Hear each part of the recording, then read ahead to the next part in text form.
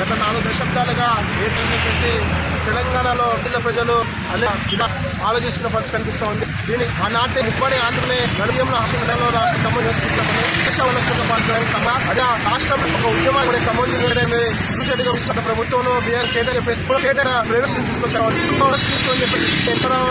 YS Jaganmohan Naidu ఇంకా ముఖ్యమంత్రి గారు కూడా హామీ ఇచ్చిన పరిస్థితి కానీ కూడా ఖమ్మం యూనివర్సిటీ నామ్స్ ప్రకారం వసతి కేటాయించే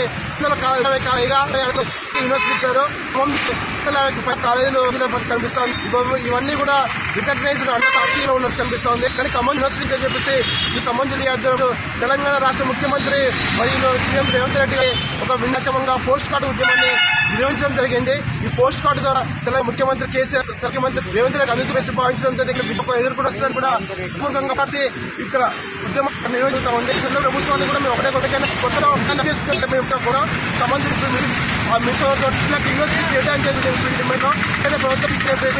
ప్రభుత్వాన్ని మేము పొందుతాం.